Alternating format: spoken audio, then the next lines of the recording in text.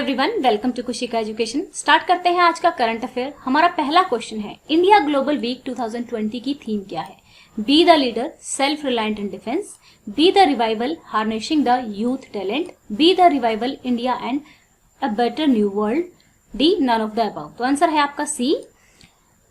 यहाँ पर देखिए, ये जो ग्लोबल वीक है ये 3 दिन का वर्चुअल कॉन्फ्रेंस होने वाला है 9 से लेके 11 जुलाई तक। इसमें लगभग 5000 ग्लोबल पार्टिसिपेंट होंगे और 30 अपने नेशन से होंगे। इसका एक स्पेशल फीचर ये है कि रविशंकर जो कि सितार वादक हैं, उनको ट्रिब्यूट देने के लिए उनके 3 जाने माने स्टूडेंट्स को इसमें इंक्लूड किया गया है। ठीक है, तो यहाँ पर एक क्वेश्चन एक्स्ट्रा बन सकता है रिलेशन में कि भी रविशंकर कौन से इंस्ट्रूमेंट को यूज करते थे, तो यहाँ पे आंसर है सितार। चलिए नेक्स्ट क्वेश्चन पर। नेक्स्ट क्वेश्चन में पूछा गया है कि अभी सेंटर ने एक सेंट्रल सेक्टर स्कीम लॉन्च की है, एग्रीकल्चर इंफ्रास्ट्रक्चर फंड। तो इसकी अवधि कितनी होने वाली है? 15 साल, 12 साल, 10 साल या नन ऑफ द अबव। तो इसकी अवधि जो है वो 10 साल का इसका ड्यूरेशन होगा। इसको थोड़ा आप डिटेल में पढ़ लेना, ये स्कीम काफी इंपॉर्टेंट है क्योंकि इसमें मीडियम और long term debit financing facility दी जाएगी। और यहाँ पे ये चीज ध्यान रखना कि जो ये फैसिलिटी प्रोवाइड की जाएगी पोस्ट हार्वेस्ट मैनेजमेंट के लिए, जो इंफ्रास्ट्रक्चर है उसके लिए भी प्रोवाइड की जाएगी। फार्मर्स को सपोर्ट दिया जाएगा, जो एग्रीकल्चर क्रेडिट सोसाइटी है उनको लोन दिया जाएगा। तो ये एक इंटरेस्ट सबवेंशन स्कीम है। इंटरेस्ट सबवेंशन स्कीम कौन सी होती है, उसमें क्या होता है? फॉर एग्जाम्पल आपकी कोई भी स्कीम है, जैसे उस पर लोन लेने पे आपको 10% का ब्याज देना है, तो 3% आपका गवर्नमेंट चुका देगी। तो यहाँ पर इस तरीके से होता है इंटरेस्ट सबवेंशन स्कीम। इसमें भी क्या है कि 2 करोड़ के लोन तक 3% पर एनम इंटरेस्ट सबवेंट किया जाएगा इसमें। ठीक है, कितनी लिमिट है? 2 करोड़ तक की लिमिट है। और इसका जो ड्यूरेशन है वो हमने बता दिया कि 10 साल का ड्यूरेशन है इसका। ठीक है, अब ये देखिए यहाँ पर जो अलग से इंडिविजुअल फार्मर्स हैं, सेल्फ हेल्प ग्रुप्स हैं, मल्टीपर्पज कोऑपरेटिव सोसाइटीज हैं, स्टार्टअप्स हैं, उनको भी लोन इसके अंडर प्रोवाइड किया जाएगा।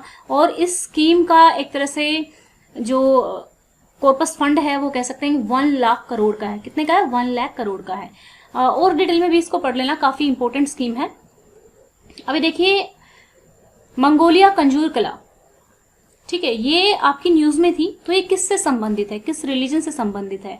बुद्धिज्म से, हिंदुज्म से, इस्लाम से या फिर नन ऑफ द अबव? तो ये संबंधित है बुद्धिज्म से। तो ये किस तरह से संबंधित है बुद्धिज्म से? देखिए, जो ये 108 वॉल्यूम है ये बुद्धिस्ट क्रोनिकल टेक्स्ट की, आप कह सकते हैं कि जो बुद्धा के जो लेक्चर्स हैं, वर्ड ऑफ बुद्धाज इसमें लिखे हुए हैं। सो ये जो लाइनें हैं, इनको जो मंगोलियन लोग हैं वो अपने मंदिरों में पूजा करते टाइम भी चैंट करते हैं, पूजा करते टाइम बोलते हैं। तो ये हमारी जो गवर्नमेंट है उन्होंने इसको जो पूरी 108 की और 8 वॉल्यूम है 2022 तक पूरी की पूरी जो मैन्युस्क्रिप्ट्स हैं उनको पब्लिश करने के लिए बोला है। कब तक बोला है? 2022 तक बोला है। तो ये एक मिशन है, नेशनल मिशन फॉर मैन्युस्क्रिप्ट्स, जिसके अंडर इनको पब्लिश किया जाएगा। और जो ये कंजूर होता है, इसका मतलब होता है कंसाइज ऑर्डर्स, यानी कि the words of Lord Buddha.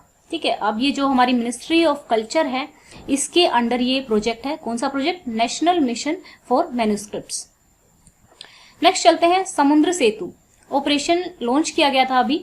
तो ये किसने लॉन्च किया था? ठीक है, अभी होम अफेयर्स ने, मिनिस्ट्री ऑफ एक्सटर्नल अफेयर्स ने, इंडियन नेवी ने, तो ये तीनों के कंट्रीब्यूशन से ही लॉन्च किया गया था। और ये जो अभी कोविड-19 के टाइम पे लोग दूसरे देशों में फंसे हुए हैं, तो उनको वापस लेके आने के लिए एक ऑपरेशन था कि उनको उनके घर पर वापस लेके आया जाए सी के थ्रू, समुद्र के थ्रू।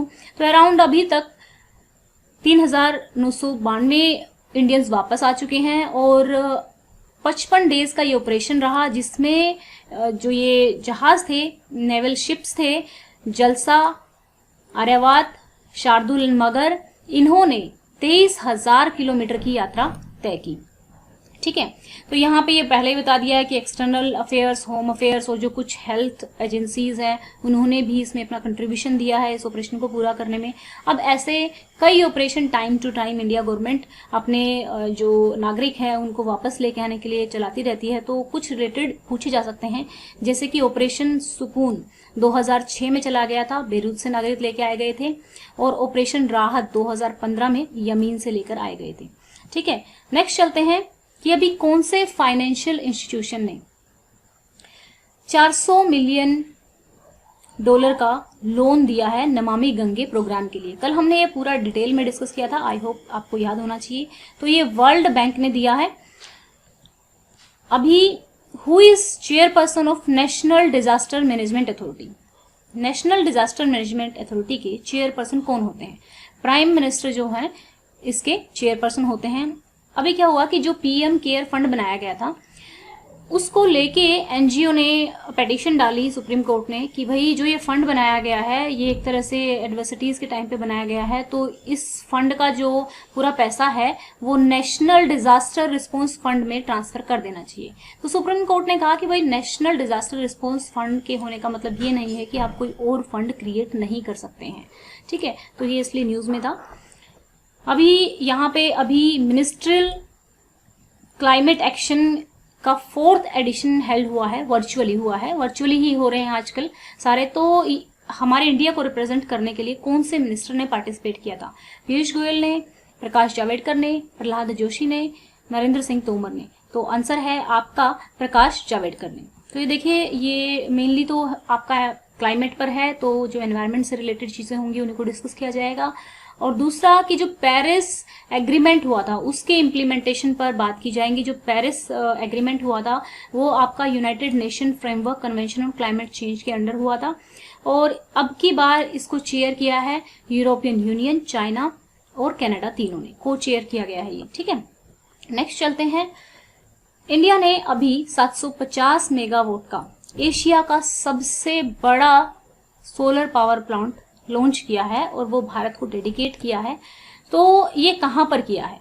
रेवा में, इंदौर में, उज्जैन में, नन ऑफ द अबव। तो आंसर है रेवा। रेवा कहाँ है? मध्य प्रदेश में। ये इसकी पूरी डिटेल हमने डिस्कस की थी कल कि जो ये प्रोजेक्ट होगा इसमें 250 मेगावाट के जो 3 यूनिट्स होंगी और इससे 15 लाख टन तक का जो एनर्जी है, जो कार्बन एमिशन है वो कम हो जाएगा।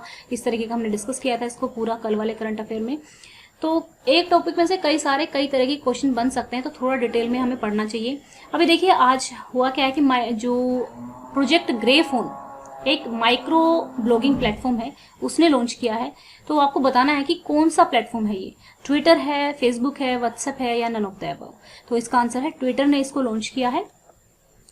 जो ग्रेफोन की टीम है उसमें पेमेंट्स टीम और twitter.com टीम, इसका मेन मोटिव तो ये है कि एक्स्ट्रा रेवेन्यू आ सके उनको, क्योंकि एक सब्सक्रिप्शन बढ़ सके। तो अभी तक का जो उनका रेवेन्यू है वो एडवर्टाइजिंग से ही आता है, लेकिन ये अगर हो जाता है, ये प्रोजेक्ट जो बन जाता है, तो क्या होता है जो सोशल मीडिया कंपनीज है उनका रेवेन्यू बढ़ जाएगा।